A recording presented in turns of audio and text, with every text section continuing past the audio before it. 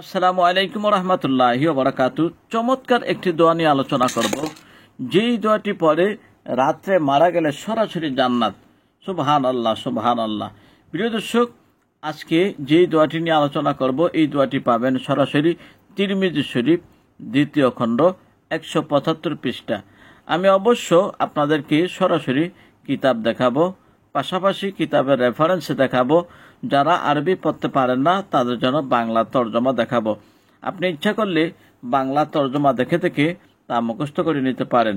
আজকে আমি যেই কিতাব থেকে সরাসরি আলোচনা করব, এই কিতাবের জন্য যোগাযোগ করতে পারেন 01852195769।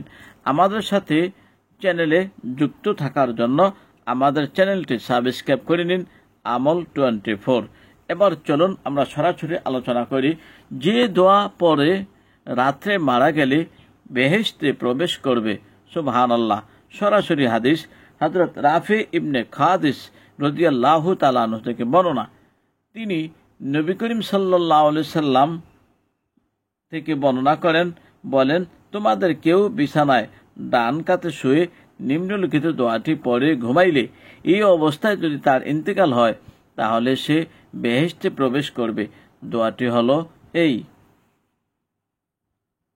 আল্লাহুম্মা আসলামতু নাফসি ইলাইকা ওয়া ওয়াজ্জাহতু ওয়াজহিয়া ইলাইকা ওয়ালজাতু জহরি ইলাইকা ওয়া ফাওয়াদতু আমরি ইলাইকা লা মালজাআ মিনকা ইল্লা ইলাইকা উমিনু বিকিতাবিকা ওয়া বিরাসূলিক।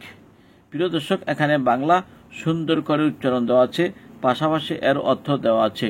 দর্শক, তাহলে এই যে দেখুন আমরা এখানে এক দেখতে পাচ্ছি, তাহলে দেখুন কিতাবের রেফারেন্স হচ্ছে এই যে এক, অর্থাৎ এই দোয়াটি পাবেন সরাসরি তিরমিজি শরীফ 2য় খণ্ড পৃষ্ঠা নং 175।